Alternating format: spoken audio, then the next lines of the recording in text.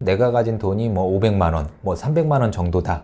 그렇다고 부동산 투자를 할 수 없냐? 그거는 아닌 것 같아요. 저 같은 경우에는 처음 시작을 할 때 141만 원에 낙찰 받아서 2개월 만에 1000만 원에 매도를 했었거든요. 또 제가 지금껏 굉장히 많은 물건들을 낙찰 받고 해결을 했었는데 제일 적은 금액으로 투자했던 게 한 55만 원, 80만 원대, 그리고 100만 원 이하짜리도 많이 있었거든요. 그런 것들을 통해서 뭐 100만 원에 낙찰 받아서 900만 원에 이제 매도했었던 것도 있고, 그건 이제 9배 정도의 수익을 얻은 거잖아요. 투자했을 때 가장 적은 수익률이 대부분 다 40% 이상, 뭐 2배, 3배, 5배, 9배 이 정도의 수익을 얻어오고 있습니다. 아무래도 소액 물건이기도 하고 또 감정가보다 저렴하게 낙찰을 받잖아요. 만약에 1000만 원짜리 물건이 있는데 500만 원의 낙찰을 받았어. 900만 원에 매각을 한다고 치면은 벌써 수익률이 굉장히 높은 거잖아요. 소액으로 할 수 있는 부동산 지분 경매 공매란 게 있거든요. 한번 배워보시면은 소액으로도 충분히 수익을 낼 수 있는 방법이 있구나 라는 걸 아실 수 있을 겁니다. 촬영일 기준으로 하루 전에 매도를 하신 분이 계세요. 안성에 있는 지분 물건이었고요. 575만 원에 낙찰 받아가지고 1260만 원에 매도를 했네요. 보니까 7월 4일에 낙찰 받았더라고요. 2개월 만에 수익을 얻은 겁니다. 매도 후기 올라온 것들 실시간으로 많이 올라오기 때문에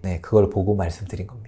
여러분들도 지금 온비드 공매라든지 부동산 경매 사이트를 보시면 지방이기는 하지만 몇천 원짜리도 있습니다. 몇만 원, 몇십만 원 땅들이 많이 있어요. 또 주거용 같은 경우에도 우리는 뭐 빌라라든지 아파트 최소 투자를 하려면 몇천 이상 있어야 된다고 생각을 하잖아요. 근데 지분 경매 공매 같은 경우에는 10명의 소유자가 있어. 뭐 부모님이 돌아가셔서 상속을 받을 수 있잖아요. 근데 자녀가 10명이야. n분의 1로 다 나눠지잖아요. 그 중에서 한 명이 사업을 하다 실패할 수도 있고 돈을 빌렸는데 못 받을 수도 있잖아요. 그냥 그 한 명의 지분이 나온단 말입니다. 100만 원짜리의 지분이 또 여러 번 유찰이 된다고 하면 50만 원, 60만 원, 70만 원이 되는 거죠. 그런 물건들을 우리가 낙찰 받아서 꼭 필요한 사람과 협의를 통해서 매각을 하는 게 지분 경매 공매의 핵심입니다. 소액으로 할 수 있는 거 꽤 많잖아요. 뭐 주식도 그렇고. 주식 같은 경우에는 소액으로 할 수 있는 가장 좋은 투자법이기는 하지만은 내가 이게 고점인지 저점인지 아니면 또 지금 들어갔다가 또 폭락을 겪을 수도 있고 폭등을 하면 좋겠지만은 여러 위험 요소들이 있잖아요. 소액밖에 없기 때문에 굉장히 보수적으로 투자를 해야 된단 말입니다. 경매 공매의 장점이 뭡니까? 감정가가 있는데 감정가보다 몇 번 유찰이 되잖아요. 그러면 원래 있던 가격보다 싸게 살 수 있는 유일한 방법, 처음부터 안전마진을 확보하고 들어갈 수가 있잖아요. 부동산 지분 경매 공매가 정말 좋은 것 같아요. 내가 또 지분 경매 공매를 아는 사람과 모르는 사람의 시야라든지 다양하게 수익을 얻을 수 있는 확률, 이런 것들은 더 많은 투자 기술을 가지고 있는 사람이 당연히 수익도 많이 얻을 수 있겠죠. 아파트 투자를 하고 싶긴 한데 돈이 없으면 돈이 생길 때까지 계속 기다려야 되잖아요. 모을 때까지 상당한 시간이 좀 걸린단 말입니다. 그 아파트 하나만 바라보고 계속 가만히 있으면 그렇다고 해서 내 실력이 쌓이는 거는 아니잖아요. 그러니까 우리가 가지고 있는 금액에 맞춰서 투자할 수 있는 다양한 방법들을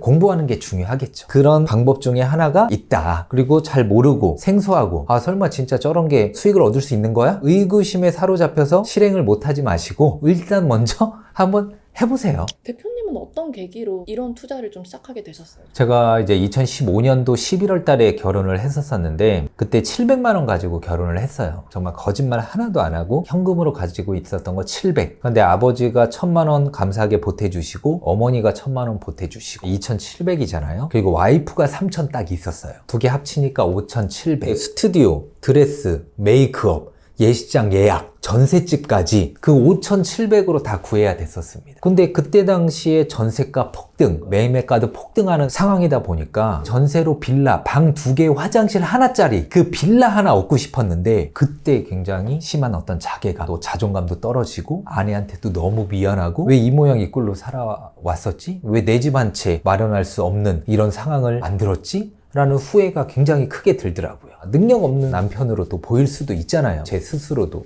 그래서 안 되겠다. 그때 결심을 했었던 거죠. 더 이상 대한민국 부동산에 휘둘리지 않겠다. 또 첫째가 태어나니까 또 어깨가 더 무거워지는 거예요. 근데 더 좋은 거 먹이고 싶고 한데 맨날 가격표 보면서 가성비 좋은 거 찾고 있는 이 내 자신이 너무 싫은 거예요. 이게 좋다는 걸 알아. 분야 한 통에 막 5만 원이야. 근데 그거 뭐 일주일도 못 먹어. 한 달이면 벌써 20만 원이 막 넘게 들어. 이런 거 계산하고 막 하는 게 너무 짜증나는 거예요. 안 되겠다. 그때 이제 경제적 자유에 대한 어떤 갈망이라든지 돈을 진짜 제대로 벌어야 되겠다. 또 벌고 싶다라는 이 욕구, 욕망 그 누구보다도 또 간절했었던 거죠. 두려움이 컸잖아요. 또 안개 속이었지만은 141만 원의 낙찰을 받은 토지를 2개월 만에 중간에 300만 원 더 들여서 1000만 원에 매도를 했잖아요. 이 한 번의 경험이 정말 그 무엇보다도 중요한 거죠. 그러면 그와 비슷한 물건들이 계속 이제 눈에 띕니다. 이전에는 보이지 않았던 것들이 한 번의 경험을 쌓고 난 뒤부터는 그런 물건들이 계속 눈에 보이는 거예요. 그러면 검색하는 게 너무 재밌어지는 거죠. 하루에 10시간 넘게 빠졌었던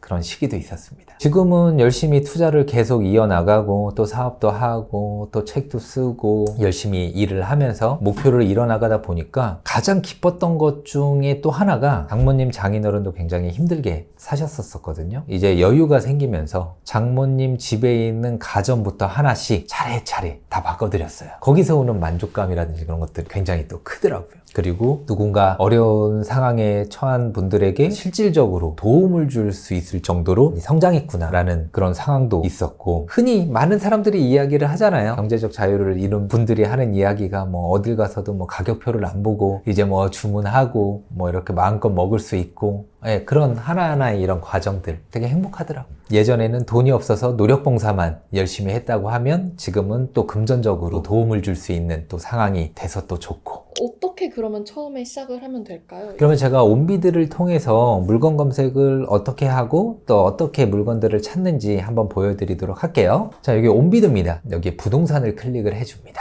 이제 물건이라고 있죠? 물건을 클릭을 해줍니다. 그러면 여기 매각이 있어요. 임대 물건도 온비드에 올라오는데 임대 물건은 우리가 할 건 아니고요. 매각 우선 눌러주시고, 또 여기 토지면 토지, 주거용이면 주거용, 내가 관심이 있는 용도를 선택해 주시면 되는데 우선 토지를 한번 해보도록 할게요. 처음에는 뭐 전체를 누르셔도 되고, 내가 관심 있어 하는 어떤 지목이 있을 거 아니에요. 아, 난 이면만 보고 싶어.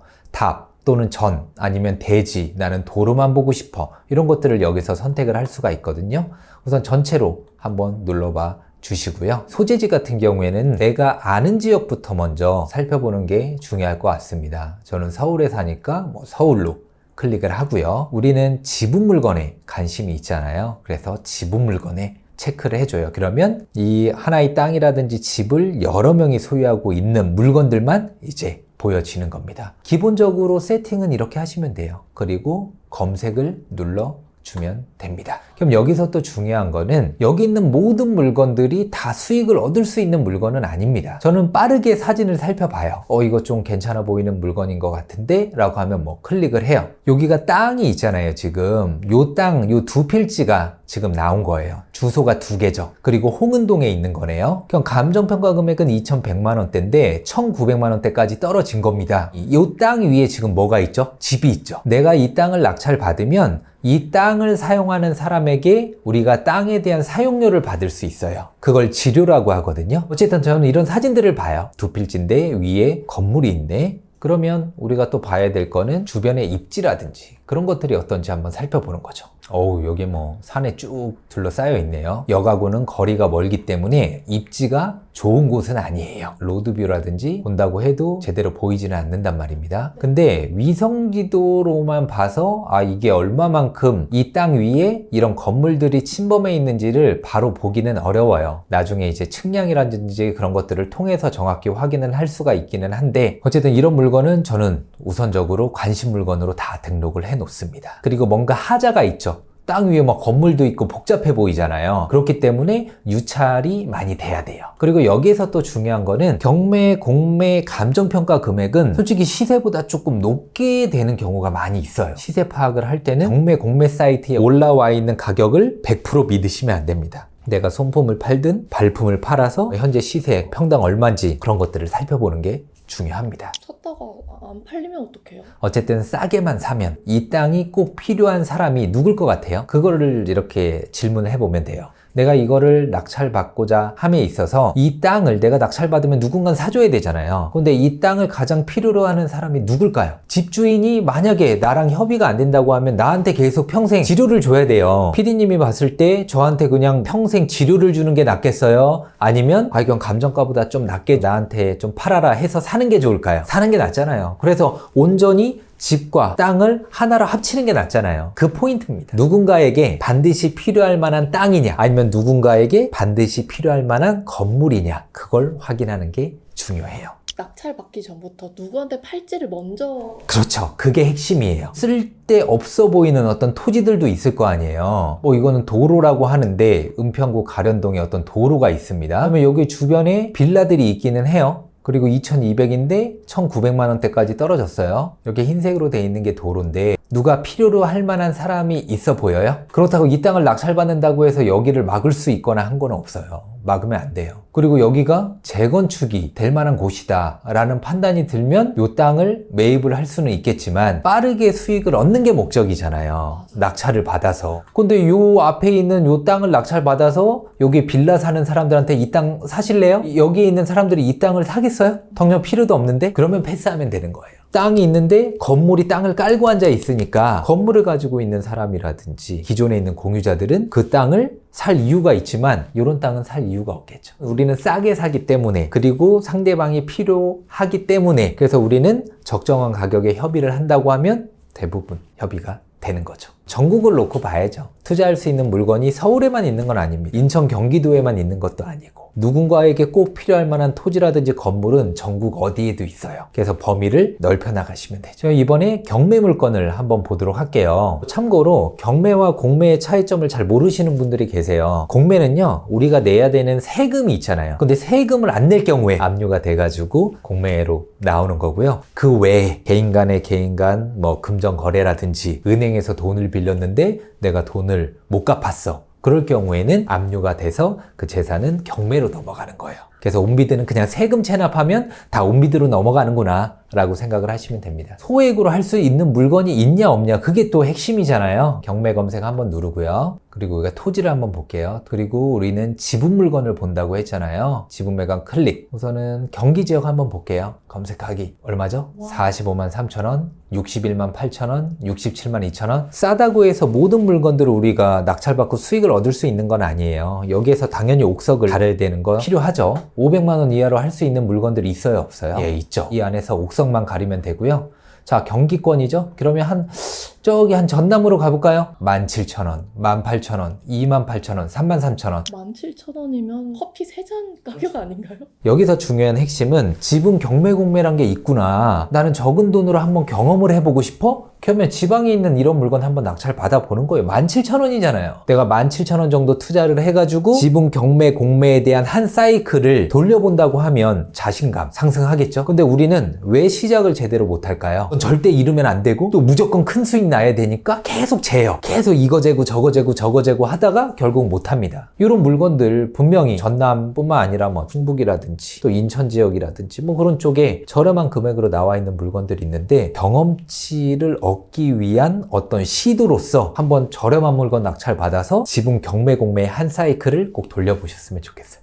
저는 지역을 가리지 않아요. 작년에 14개인가 매도를 했었고요. 또 재작년에는 평균 한 12개에서 13개 정도를 매도를 해요. 근데 이번 년은 지금까지 제가 한 8개 정도를 매도를 했는데 지역 다 다양하고요. 지목 다 다양하고요. 지역 상관없이 지목이라든지 주택 또 토지 상관없이 얼마든지 한 번만 배워놓으면 수익을 얻을 수 있게 됩니다. 온비드 공매도 한번 볼까요? 최저가가 얼마인지? 네, 공매는 이제 100만 원대부터 있기는 하네요. 뭐 140만 원, 450만 원, 330만 원. 이 안에서 돈 버는 그 부동산 찾는 게 좀 중요할 것 같거든요. 팁만 혹시 주실 수 있나요? 우선은 제일 중요한 거는 사진을 빠르게 살펴보는 게 중요해요. 그래서 그런 사진들을 통해 가지고 이 땅이 활용 가치가 있느냐, 그게 정말 중요합니다. 우리가 어떤 땅을 딱 봤는데 풀 막 잡초가 우거져 있고 또 완전 맹지에다가 이런 땅들 입찰하면 될까요, 안 될까요? 근데 뭐 농사를 짓고 있거나 과일나무를 심고 있거나 비닐하우스가 있거나 그런 땅이라고 하면은 관리하는 사람이라든지 그 땅을 통해서 부가가치를 창출하는 사람이 당연히 우리 지분을 매입하고 싶어 하죠. 예전에 2등으로 폐찰해서 너무 아쉬웠던 물건이 있었어요. 충남 지역 쪽에 땅이 나왔는데 그 땅 위에 축사가 지어져 있는 거예요.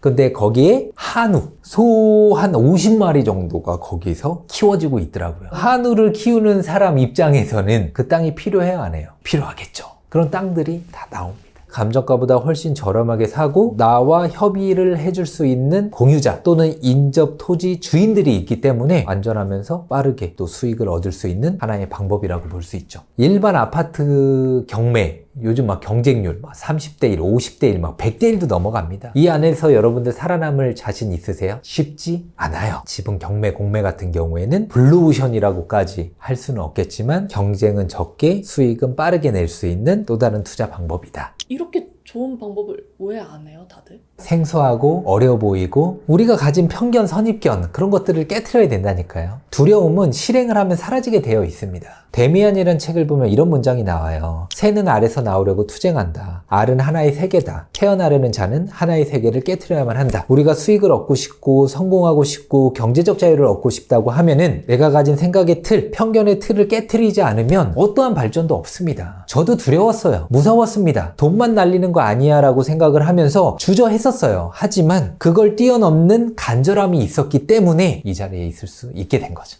지난번에도 저희 유튜브 출연을 해주셔서 되게 좋은 반응이 나왔는데 댓글에 몇 가지 의문점들을 남겨주셨어요. 그땐 가능했죠. 근데 지금 시장에선 좀 어렵지 않을까요? 부동산 경매, 공매, 또 지분 경매, 공매 같은 경우에는요. 10년 전, 20년 전부터 계속 수익을 얻었던 분들이 계속 있고요. 또 물건들이 끊임없이 계속 나옵니다. 경기가 좋든 안 좋든 계속 나와요. 그건 뭐예요? 우리에게 수많은 기회들이 널려 있다라는 겁니다. 해보세요. 지금도 가능하고요. 제 수강생분 중에서 58년생이신 분이 계세요. 2년 만에 50몇 건 정도 낙찰을 받으시고 작년에만 거의 한 12건인가 또 매도를 하셨어요. 그때 봤었을 때 가장 수익이 적었던 물건의 퍼센테이지가 한 20몇 프로? 보통 뭐 50%, 막 90%, 100% 넘는 물건들도 있고 그런 분들도 시작을 해서 물건 검색하시고 낙찰 받으시고 수익을 얻고 있단 말입니다. 근데 이제 여러분들이 가만히 있으면 되겠어요? 안 되겠죠? 아, 이거 부동산 좀 아는 사람들이 해야 되는 영역 아닌가? 이거 고수의 영역 아닌가?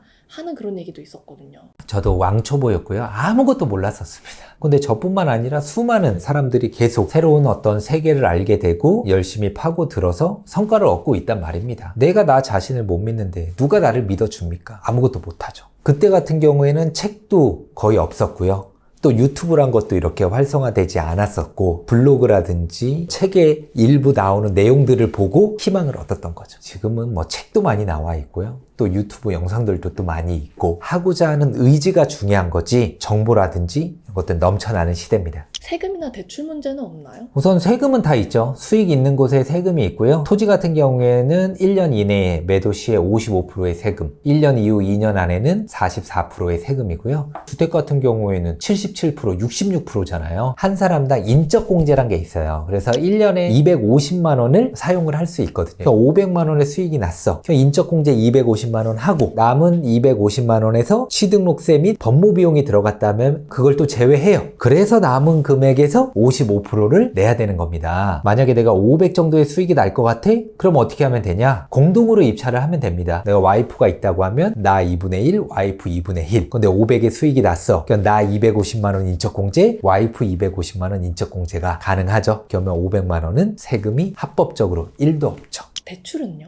대출 같은 경우에 지분 물건은 대출이 안 나와요. 소액으로 하는데 그 대출 받으시려고요? 대출이 필요 없겠네요. 맞습니다. 저는 근데 대표님 정도 이제 돈 벌고 하면 이런 소액보다도 금액대를 키울 것 같거든요. 저 같은 경우는 지금은 당연히 금액대가 크죠. 10억대 이상 되는 물건들을 하기는 하지만은 1만원, 10만원, 100만원짜리의 물건을 한번 해봐야 1000만원, 1억, 10억짜리 물건을 할 수가 있거든요. 제가 강조드리는 게 아까도 뭐 17,000원짜리 있으면 그거 한번 해보라고 했잖아요. 17,000원짜리 해결 방법이나 1억, 10억짜리 해결 방법이나 똑같아요. 그래서 한 번의 경험을 해보시라는 거예요. 처음부터 내가 큰 돈을 투입할 수 있는 것도 아니고 경험치가 쌓이고 한 바퀴 돌려보면 이렇게 흘러가는구나 라는 걸 내가 알면은 두렵지가 않잖아요. 모르니까 두려운 거거든요. 시도를 해보셔야 경험치가 쌓이고 노하우가 쌓이면서 두려움은 점점 사라지게 되어 있습니다. 저도 살 수 있을지, 이 정도 시간과 돈이면 이 정도 결과가 이 시간 내에 나오더라. 다들 이제 소액으로 투자를 하고 싶어서 저와 함께하는 분들이 많이 있잖아요. 포기하지 않는다는 전제 조건은 무조건 있어야 됩니다. 보통 맘먹고 시작해서 뭐 낙찰 받고 하시는 분들은 2개월에서 5개월 안에 수익을 얻더라. 2주 안에도 수익을 얻는 분들도 계시고요. 낙찰 받고 공유자한테 찾아가거나 주소로 우편을 보냈는데 바로 연락이 와서 잔금 납부하기도 전에 또 협의가 되는 경우들도 있고요. 또 잔금 납부하자마자 바로 매각을 하는 경우도 있고요. 케이스는 굉장히 다양해요. 우선은 물건 검색을 하루에 30분 이상을 하셔야죠. 검색을 해야 내가 좋은 물건을 찾을 수 있는 기회가 많이 생기는 건 당연하잖아요. 근데 절대적인 어떤 인풋 시간을 들이지도 않고 난 빨리 돈 벌고 싶어 하는 건 말이 안 되잖아요. 그래서 물건 검색 하루에 30분 이상씩 하면서 유료 강의 같은 것들을 통해 가지고 유튜브에서는 알 수 없는 그런 정보들을 또 알려드리는 부분들이 있잖아요. 그런 것들을 통해서 계속 실력을 향상시켜 나가는 거죠. 그 연휴가 길잖아요. 추석 때 공부를 제대로 시작을 해서 내년 추석에는 우리 부모님한테 투자로 얻은 수익금을 용돈으로 드리는 어떤 목표를 세우고 한번 추석 때 열심히 공부를 해보셨으면 좋겠습니다. 내가 벌고 있는 월급만으로는 우리가 절대 부자가 될 수는 없기는 해요. 꼭 바로 시작해보세요. 돈도 없고 시간도 없어서 아예 새로운 걸 배우는 게 좀 이게 맞나 싶긴 하거든요. 돈을 가장 빨리 버는 방법은요, 배운 걸 빠르게 실천을 해서 원하는 결과를 얻는 거예요. 이것저것 재지 마시고 지금 시작하는 게 가장 중요합니다. 힘든 거 알아요. 바쁜 거 알아요. 근데 힘들다고 안 하고 바쁘다고 안 하고 어려워 보여서 안 하고 그럼 도대체 어떻게 해서 또 다른 수익을 창출하겠냐 이거예요. 이것저것 재지 마시고 고민하지 마시고 바로 시작하셔야 됩니다. 지금 뭐 월급쟁이 부자들의 제가 이제 소액으로 시작하는 이제 투자법 관련된 강의를 또 진행을 하고 있거든요. 또는 뭐 유튜브를 통해서 간접 경험을 해보시고 그래도 이거 좀 불안함 이런 것들이 가시질 않아 불안감을 해소하고 싶고 좀 더 많은 노하우를 얻고 싶어 제 강의도 한번 들어보시면 도움 많이 되실 겁니다. 저 가장 기억에 남는 동생은 항공사의 정비사였어요. 근데 그 항공사가 망한 거예요. 그런 상황이다 보니까 월급이 안 나오더래요. 그럼 어떻게 해요? 자녀도 있고 처자식들이 있는데 그때 우연치 않게 제 수업을 듣게 된 거예요. 간절함이 우선 다르겠죠? 난 이걸 통해서 어떻게 해서든 수익 창출을 해야 처자식을 먹여 살리니까. 그래서 아무것도 모르는데 막 열심히 입찰 다니고 또 물건 검색하고 결국엔 낙찰을 받았는데 집은 물건이었습니다. 토지였고요. 근데 공유자 중에서 한 분이 변호사였던 거예요. 강남에 있는 어떤 로펌의 대표 변호사. 제가 말씀드렸잖아요. 알면 아무것도 아니에요. 어렵고 힘들어 보이고 어려운 상황들이 많이 있을 거다라는 편견, 선입견이 있는 분들이 많이 있을 텐데 그래서 저한테 전화 와서 형님 큰일 났어요. 변호사가 자기한테 뭐라고 하는데 무섭습니다. 그렇게 이야기하는데 무서워할 거 전혀 없다. 변호사 할아버지가 오더라도 이거는 내 권리고 네가 또 싸게 낙찰을 받았고 또 그 사람들은 이 땅이 반드시 필요하기 때문에 협의만 잘하면 된다. 결국에는 매각을 합니다. 낙찰받고 한 5개월도 안 됐었을 거예요.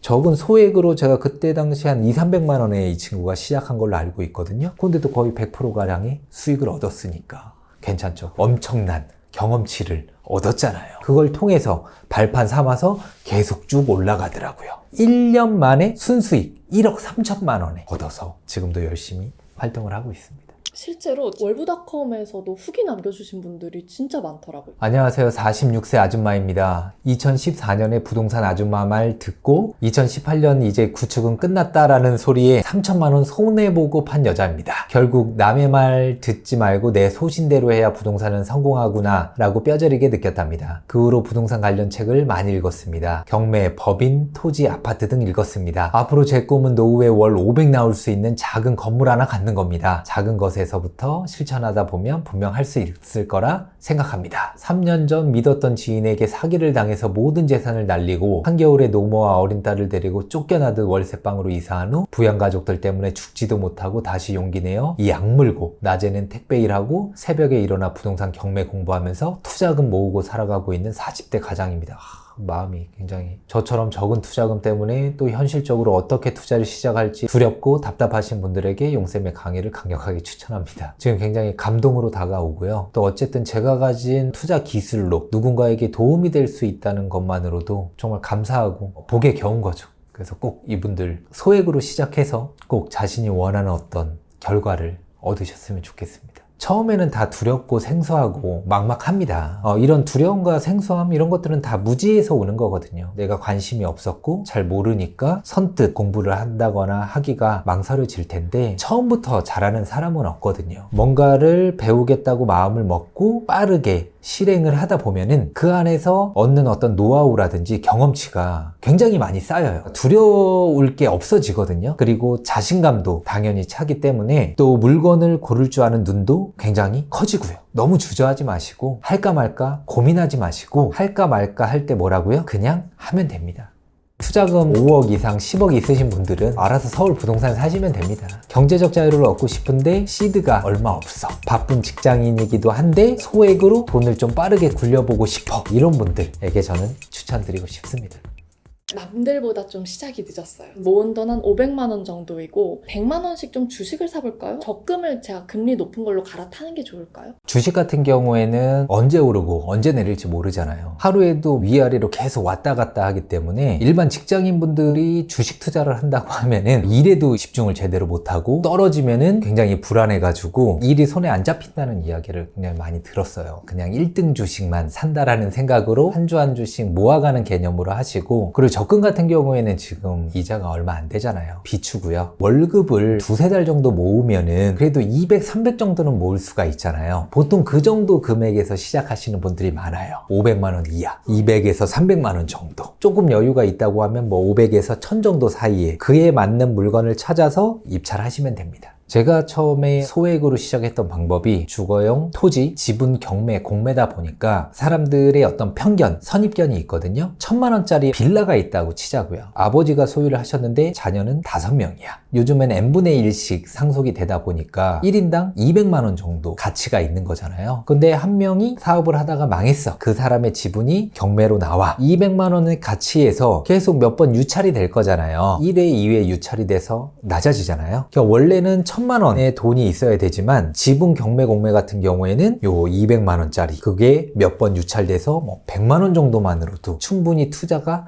가능한 방법이에요. 그래서 100만 원에 사서 200만 원에 파는 거예요. 예, 그렇게 팔 수도 있고 아니면 200만 원보다 좀 더 저렴한 가격으로 매도를 할 수도 있겠죠. 서로 기분 좋아야 되잖아요. 제가 2015년도에 결혼을 앞두고 그때부터 이제 부동산 공부를 시작을 했었고요. 돈이 하나도 없는 거예요. 그때부터 이제 슬럼프에 빠지더라고요. 내가 돈이 없는데 임장을 다닌다는 게 이게 의미가 있나? 그리고 아파트, 빌라 검색을 해봤자 지금 투자할 수 있는 돈이 없는데 내가 지금 뭐 하고 있는 건가? 그러다가 이제 여러 가지 방법들을 찾기 위해서 또 책도 읽고 블로그라든지 이런 것들도 검색을 하고 하다 보니까 소액으로 할 수 있는 지분 경매 공매란 걸 알게 된 거죠. 그때 이걸 한번 관심 가지고 끝까지 파볼까 하다가 지금 여기까지 왔습니다. 재미난 거는 2014년 전에도 부동산 경매는 끝났다, 끝물이다, 레드오션이다, 매년 그런 소리는 끊임없이 나와요. 경매 공매의 가장 큰 장점은 경기가 좋든 안 좋든 물건들은 계속 나온다는 거예요. 촬영하다가 화장실을 다녀오면서 핸드폰을 봤는데 지금 저도 카톡 보면서 막 축하합니다 글이 올라와가지고 딱 봤더니 제 수강생분 한 분이 지분 물건을 낙찰받고 9월 11일 오늘 이익은 제가 처음에 계획한 거에 50% 수준이라 그냥 50% 정도의 수익을 얻는 것으로 만족하고 지금 매도를 했다고 하네요. 그리고 그런 것들을 새롭게 배워서 성과를 얻은 사람들 사례는 끊임없이 나오잖아요. 여러분들이 지금 시작하셔도 성공할 수 있는 확률이 높은 게 제가 아무리 날고 긴다고 하더라도 지금 시작하시는 분들은 저보다 1억만 더 높게 쓰면은 그분들이 낙찰되는 거예요. 무엇보다도 공평한 시장이란 말입니다. 정말 수많은 투자들을 다 해보셨는데 소액 부동산 투자 이게 가진 명확한 장점들이 있나요? 2015년 당시에 부동산과 관련된 모든 것들 한 번씩은 다 경험해보자 라고 제가 아직도 메모해 놓은 게 있어요. 아파트, 상가, 분양권, 뭐 토지 다 경험해보자, 오피스텔. 그래서 그런 것들을 하나하나씩 다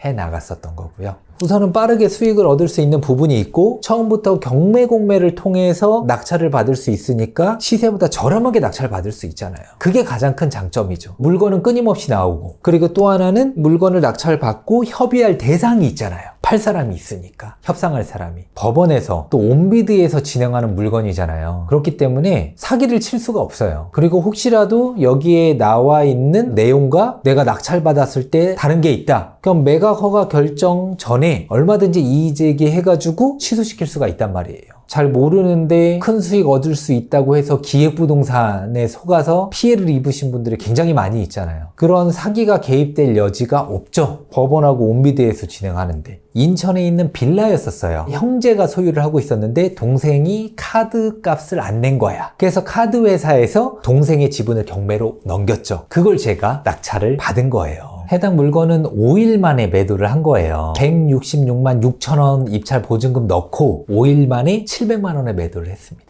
주거용이다 보니까 형님이 그 집에서 살고 있었단 말이에요. 그러니까 이 지분이 반드시 필요하잖아요. 난 이 지분 꼭 필요하고 이 집에서 평생 살아야 된다. 지분을 사고 싶다. 등기를 하고 사면은 시간이라든지 그런 것들도 좀 더 걸리고 또 이분이 좀 더 비싼 가격에 사야 되다 보니까 잔금 납부를 포기해달라. 그 조건으로 해서 그냥 물건이 다시 나오잖아요. 그냥 이분이 다시 가지고 올 수 있거든요. 그게 훨씬 저렴하게 살 수 있는 방법이다 보니까 그 방법에 대해서 알려드리고 저는 700만 원에 매도를 했죠. 5일 만에 한 530만 원을 벌었고 그 집주인분도 더 싸게 사실 집을 더 받게 됐고 윈윈이네요 정말. 그리고 더 이상 경매라든지 이런 거에 휘둘릴 일이 없죠. 온전히 자기가 하나로 만들었으니까. 그래서 저는 항상 상대방에게 되돌려드린다는 마음으로 투자를 하고 있어요. 141만 원으로 시작하셨다고 들었는데 어떤 물건이었는지 알 수 있을까요? 정읍에 있는 전이었었어요. 공유자가 3명이었는데 1명이 세금을 체납을 해서 공매로 나왔었습니다. 근데 땅이 활용가치가 있는 땅이었거든요. 주변도 막 농사 짓는 땅이었었고 공유자들을 확인하기 위해서 우편도 보내고 결국엔 연락이 됐습니다. 근데 상속을 받은 사람들이었었어요. 그렇기 때문에 이 땅에 대한 애착이 없더라고요. 같이 뭐 팔아도 되고 아니면 당신 마음대로 해라. 내 땅을 살 마음이 없다. 저는 인접 토지 주인들에게 연락도 항상 취하거든요. 내가 이 땅을 낙찰받았을 때 동서남북의 땅을 소유한 사람이 누군지 파악을 해봐요. A안, B안을 다 살펴보는 거죠. 우편을 보냈는데 아래 땅을 소유하신 분한테 연락이 왔더라고요. 그 땅을 태양광을 하려고 준비 중이셨어요. 그럼 내 땅을 매입을 하면 이분 땅이 더 커지는 거기 때문에 거기에 전기량도 더 많아지면 한전에 더 비싸게 팔 수 있잖아요. 이해관계가 딱 맞아 떨어진 거죠. 그리고 또 중요한 거는 그 당시에 평당 땅값이 8만 원 정도였어요. 처음엔 7만 원에 드린다고 했는데 안 산대요. 5만 원이면 사겠대요. 너무 후려치는 거 아니에요? 근데 저는 평당 24,700원에 낙찰 받았거든요. 1,000만 원에 팔았습니다. 자, 이 물건 한번 볼게요. 경남에 있는 거고요. 700만 원짜리가 490만 원까지 떨어졌어요. 그리고 빨간색으로 뭐라고 적혀 있어요? 지분, 겸 소유자가 여러 명인 겁니다. 그럼 여기서 제일 중요한 거는 물건 검색할 때 사진을 보고 이 땅이 활용 가치가 있느냐 없느냐 그게 제일 중요해요. 클릭을 해보니까 어때요? 이게 사진 보면 여기 누가 활용을 하고 있는 거예요? 숲이죠? 이 안에 있는. 그러니까 이런 땅은 지금 어때요? 활용 가치가 있죠? 농사를 짓고 있잖아요. 누군가가 이 땅을 필요로 하는 거잖아요. 이런 땅이 나오면은 입찰을 해도 되겠죠. 근데 내가 요 나무들을 싹 밀고 여기에 개발을 할 게 아니라고 하면 이런 데서 뭘 할 수 있겠어요, 우리가. 그럼 요걸 가지고 있는 사람도 이 땅을 과연 살려고 할까요? 아니겠죠. 이게 가장 핵심이에요. 포인트로 봐야 될 거는 몇 개 안 됩니다. 활용 가치가 있느냐, 공유자는 몇 명이냐, 또 싸게 낙찰받을 수 있느냐, 이것만 보면 되거든요. 근데 막 지목이 어떻고 토지 이용 계획 뭐 이런 게 어떻고 막 그런 용어 하나하나 또 다 파고들어서 공부하려고 하다가 지쳐가지고 나가 떨어지는 거예요. 저도 다 몰라요. 용어도 다 모르고. 차를 예를 들어 보자고요. 그러니까 핸들 어떻게 꺾으면 어디로 가고 또 밟으면 나가고 누르면은 뭐 쓰고 몇 가지만 알면 되는 거지. 이 차가 작동하는 원리부터 부품 하나하나 다 외우면서 공부해 가면서 운전하나요? 이거는 똑같은 거거든요. 운전을 하기 위해 알아야 될 것들 몇 가지 안 되잖아요. 백밀러 조작법이라든지 뭐 비상등이라든지 깜빡이라든지 그런 것들 키는 몇 가지의 방법만 알면 우리는 서울에서 부산까지 얼마든지 내가 원하는 시간에 운전해서 갈 수 있잖아요. 그게 중요한 건데 막 공부로서 뭔가 접근하는 사람들은 자동차 다 분해해가지고 요건 뭐고 이건 뭐고 요건 뭐고 그렇게 공부하는 사람이죠. 근데 다 알 수 있냐고요? 모르잖아요. 학위 취득하고 뭐 논문 쓸 거 아니잖아요. 돈을 벌 수 있는 그 방법에 필요한 몇 가지 요소들 그런 것들만 배우면 됩니다. 이 땅이 활용 가치가 있느냐? 활용 가치가 있다고 하면 살 사람이 있을 확률이 더 높다는 거죠. 그리고 또 제일 중요한 거는 권리 분석이에요. 자, 이런 토지는 권리 분석 1초면 끝납니다. 1초. 자, 보세요. 온비드 여기 있죠? 밑에 압류재산 정보라고 있어요. 클릭을 해요. 그럼 막 여기 막 압류 뭐 이런 거 있고 공유자가 몇 명인지 이런 것들이 또 나오고 제일 중요한 게 여길 봐야 돼요. 입찰 전 알아야 할 주요사항. 공매재산에 대하여 등기된 권리 또는 가처분으로서 매각으로 효력을 잃지 아니하는 것. 여기에 아무것도 안 적혀 있죠? 그럼 묻고 따지지도 않고 입찰하셔도 돼요. 우리가 경매, 공매가 무서운 이유가 뭐예요? 대항력 있는 뭐 임차인, 내가 낙찰받아도 그 사람 보증금 뭐 토해내줘야 되고 이런 게 무서운 거잖아요. 근데 토지 위에 대항력 있는 임차인이 있어요? 없죠. 그러니까 여기 비어 있으면은 입찰하는데 아무런 문제가 없습니다. 그리고 여기 뭐예요? 공매재산의 매수인으로서 일정한 자격을 필요로 하는 경우 그 사실, 농지, 전답 과수원을 농지라고 하는데 농지를 취득할 때는 농지 취득 자격 증명서란 서류가 있어야 된다. 뻔한 이야기 그냥. 그리고 유의사항에 이거 뭐 지분인 거 우리 알잖아요. 일부 지분에 대한 공매임. 뻔한 이야기고. 또 매각에서 제외되는 제시의 건물이 있다. 건물은 무슨 창고가 있네요. 그러면 내가 땅을 낙찰받았는데 내 땅 위에 누군가가 창고로 쓰고 있어? 그 사람한테 우린 뭘 청구할 수 있다? 지료를 또 받을 수가 있는 거죠. 이거는 낙찰받음에 있어가지고 문제가 전혀 없는 겁니다. 법정지상권 성립 여부 및 뭐 소유관계 등에 대해 입찰자 책임하에 사전조사 봐라. 어렵잖아요, 단어가. 그냥 혹시라도 문제 생길 거 있으니까 잘 알아보고 입찰해. 그거예요. 핵심은 여기 보시면 됩니다, 여기. 여기에 비어 있으면 입찰하셔도 전혀 문제 없어요. 뭐 이거 하나하나 뭐 압류 어쩌고 저쩌고 막 이런 것들 다 따져가면서 이거 나중에 저한테 뭐 인수되는 거 아니에요 막 이런 거 공부하지 마시고 그냥 요것만 보면 1초 만에 끝난다. 원리는 단순한데 계속 어렵게 생각하는 거죠. 용어는 하다 보면 자연스럽게 익혀집니다. 이런 물건들이 저도 찾을 수 있나요? 나오는 편인가요? 맞아요. 계속 나와요. 5년 전, 10년 전, 20년 전에도 나왔고 앞으로도 계속 나올 겁니다. 그렇기 때문에 한번 배워놓으면 평생 써먹을 수 있는 기술이다 이거죠. 이게 완벽한 투자 방법이라고는 절대 저는 이야기하지 않아요. 하지만 이런 방법도 있으니까 이걸 내가 익혀놓으면은 보는 시야도 달라지고 그리고 기회도 더 많아질 수밖에 없죠. 왜? 나는 아파트만 계속 보고 있어. 나는 청약만 보고 있어. 그러다가 5년 막 그 이상 날린 사람들 많이 있거든요. 지금 시작해도 물건도 많고 또 빠르게 수익을 낼 수 있으니까요. 수익이 막 한 500만 원, 1000만 원 들어왔을 때 어디에 쓰셨어요? 저 너무 생각만 해도 설레요. 들어온 어떤 금액들을 허튼 데다 쓰진 않았습니다. 내가 원하는 어떤 목표가 있었거든요. 그 목표를 이룰 때까지는 앞만 보면서 가자. 왜냐면 워낙 없이 살다 보니까 그런 돈 하나하나가 되게 소중하잖아요. 그래서 그런 돈들을 내가 일하면서 모은 돈들과 또 합쳐서 계속 투자할 수 있는 물건들을 찾아다니고 입찰해서 낙찰받고 투자금을 불려나갔죠. 또 그 돈에 맞는 물건들을 또 검색해서 수익을 또 크게 내가면서 스텝별로 뭘 해야 되는지 정해주실 수 있나요? 500에서 2000까지, 2000에서 그 이상. 500 정도면은 할 수 있는 게 제한적이기 때문에 주거용 지분이든 토지 지분 투자를 통해서 투자금을 불려나가는 게 필요하거든요. 단기간에 어쨌든 수익을 얻을 수 있기는 하지만 초반에는 돈이 모이는 속도가 조금 더딜 수밖에 없어요. 그러면 그렇게 더딘 부분을 어떻게 커버를 해야 될까요? 내가 열심히 일을 해서 월급을 계속 쌓아 나가야죠. 내가 투자했던 거에서 들어오는 수익과 함께 결합시켜서 1000만 원, 2000만 원 되는 물건들로. 그리고 주거용 지분이 협의하기에는 너무 쉬워요. 토지보다. 왜냐? 토지는 없어도 되잖아요. 주택은 없으면 안 되잖아요.